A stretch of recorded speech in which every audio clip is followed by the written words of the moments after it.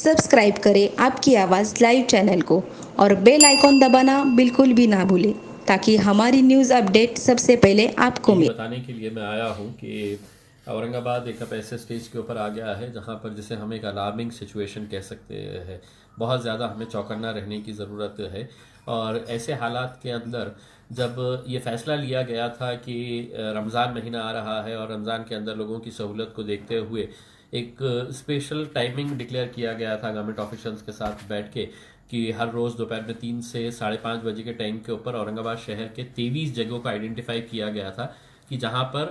अपने अपने मोहल्ले का वहां पर बाजार लगाया जा सकता है। ये फ्रूट्स की मार्केट हो, वेजिटेबल्स हो, और वहां से लोग खरीद सकते हैं ताकि किसी को दूसरी जगह जाने की ज़रूरत ना पड़े। लेकिन कल जब 30 केसेस पॉजिटिव आए तो बहुत एक शॉक लगा पूरे शहर को, क्योंकि औरंगाबाद शहर में अभी तक जितने भी केसेस आ रहे थे, या तो कभी एक केस आता था, 2 केस आते थे, 3 केस आते थे, लेकिन एक साथ एक ही दिन में 30 केसेस आना ये बहुत ही ज़्यादा ये था कि अलार्मिंग सिचुएशन था। तो ऐसे सिचुएशन के अंदर फिर एक रिव्यू करना इस डिसीजन को, इसके लिए आज एक meeting divisional commissioner Sunil Kendrekar साहब के ऑफिस के अंदर ऑर्गेनाइज की गई थी, जिसके अंदर डिस्ट्रिक्ट कलेक्टर उदय चौधरी साहब, पुलिस कमिश्नर चिरंजीव प्रसाद साहब, डीसीपी खटमोड़े साहब, महानगर पालिका के अधिकारी, इस शहर के सामाजिक संगठनों के लोग, कुछ डॉक्टर्स, कॉरपोरेटर्स, अलग अलग पार्टियों के पॉलिटिकल लीडर्स और बहुत बड़े उलमाए कराम जो थे वो तमाम लोग इस मीटिंग के अंदर शामिल हुए थे।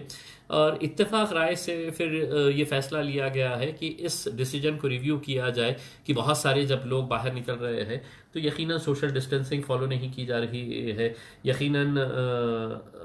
ये जो 30 लोगों के बाद से जो सिचुएशन चेंज हुआ है उसे देखते हुए कुछ कड़े कदम उठाने की ज़रूरत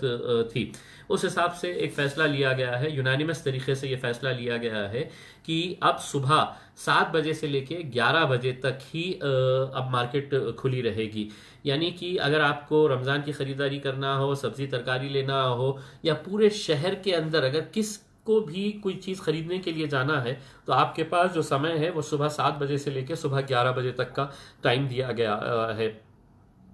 इसके बाद 11 बजे के बाद से बहुत सख्त तरीके से लॉकडाउन इम्प्लीमेंट कर दिया जाएगा और बहुत ही स्ट्रिक्ट तरीके से अब पुलिस इसको हैंडल करने वाली है, क्योंकि चूंकि ये सिचुएशन अलार्मिंग हो गया है, एक बहुत खतरनाक एक सिचुएशन हमारे सामने आ खड़ा हुआ है, इसीलिए कड़े कदम उठाने की ज़रूरत थी। उस मीटिंग के अंदर बहुत अच्छे अच्छे सुझाव भी आए। कुछ लोगों का ये कहना था कि अगर किसी इलाके से जब पॉजिटिव केस आता है तो उसके पास पड़ोस के जितने भी लोग हैं उनको भी उठाकर लेके जाया जा रहा है। गवर्नमेंट का यही कहना है कि एक एहतियात के तौर के ऊपर, क्योंकि ये एक असिम्प्टोमेटिक वायरस है कि नज़र नहीं आएगा कि मतलब किसके पास है, किसके पास नहीं है, किसको इफेक्ट हुआ है, तो ये देखते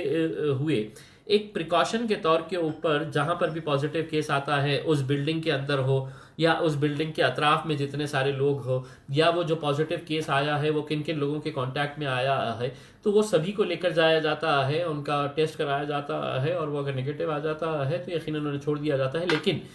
ये टेस्ट दोबारा होना चाहिए, ये टेस्ट दोबारा होना चाहिए, इस वजह से उन लोगों को रखा जाता है।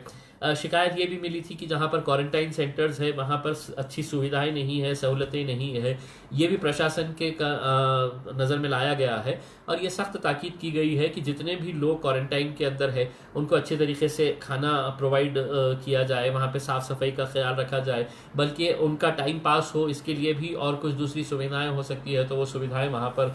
सब प्रोवाइड की जाए। ये फैसला लिया गया है। ये भी कहा गया है कि लोगों को काउंसलिंग करने की ज़रूरत है, और ऐसे सूरत के अंदर हमने ये सुझाव दिया है कि उलमाए किराम अगर अपने मोहल्लों के अंदर लाउड स्पीकर लेकर अगर जाए और लोगों को बताए कि ये कैसी महामारी है कि जिसकी वजह से हम सबको बहुत ज़्यादा एहतियात बरतने की ज़रूरत है, दीनी एतबार से और दुनियावी एतबार से, दोनों तरीके से, तो यकीनन लोगों के ऊपर इसका असर होगा। क्योंकि एक पैनिक की सिचुएशन है, लोगों को लगता है कि अब ये वायरस मेरे को चढ़ गया है, मैं पॉजिटिव हो गया हूँ तो अब मैं बिल्कुल ख़त्म हो जाऊँ। जैसा जो नूर कॉलोनी का इंसिडेंट है, वहाँ पर जब वो लेडी को आया तो वहाँ के लोगों का ये कहना था कि ये महिला जो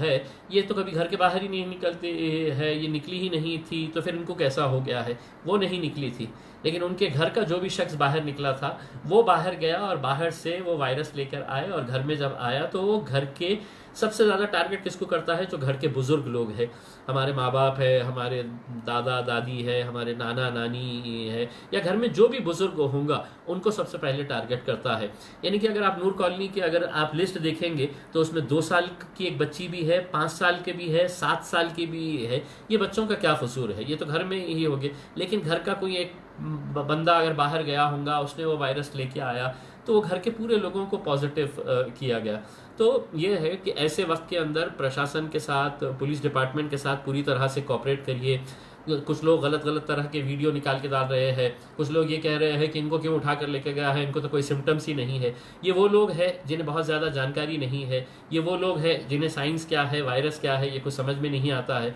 लेकिन वो यही समझ रहे हैं कि भाई इनको तो कुछ है ही नहीं, तो इनको क्यों लेकर गया है। अब सवाल यही है कि ये वायरस चूँकि किस में है किस में नहीं है, ये जब तक आपका स्वैब टेस्ट नहीं लिया जाएगा तब तक आइडेंटिफाई करना बड़ा मुश्किल है। अब जहाँ जहाँ पर भी जो पॉजिटिव एरियाज जो आए हुए हैं, जैसा नूर कॉलोनी का हो गया है, आसिफिया कॉलोनी का है, खिलारख का एरिया है, तो वहाँ पर ये निर्णय लिया गया है कि वहीं पर ही मेडिकल की एक टीम पूरी वहाँ पर बैठेंगी और जितने भी लोग हैं सभी के स्वैब टेस्ट लिए जाएंगे। यानी कि स्वैब टेस्ट का मतलब ये है कि एक गले में आपके ये डाला जाएगा और आपके थूक का मायना लिया जाता है, बड़ा सिंपल सा है, लेकिन उससे ये तय हो जाता है कि किसको वायरस है। तो मैं लोगों से अपील करूंगा कि ज़्यादा से ज़्यादा उसमें आए लोगों ने अपने आप का टेस्ट कराए, क्योंकि जाने अनजाने में ये वायरस आप भी कैरी कर सकते हैं, और आप जब कैरी करेंगे तो आपके घर वालों को कितना ख़तरा होगा ये आप अच्छी तरह से जानते हैं। तो ये कुछ अहम फैसले लिए गए हैं। मुझे मालूम है कड़े फैसले हैं, बल्कि उस मीटिंग के अंदर तो किसी ने ये सुझाव दिया था कि 4 घंटे भी क्यों, 2 घंटे ही होना चाहिए, लेकिन इस मुबारक रमज़ान के महीने के अंदर लोगों की दिक्कतें होगी। इसे देखते हुए शुरुआत के दिनों में लोगों को यकीनन तो उस तकलीफ़ों का सामना करना पड़ेगा, लेकिन ये तकलीफ़ हम सबको सहना है।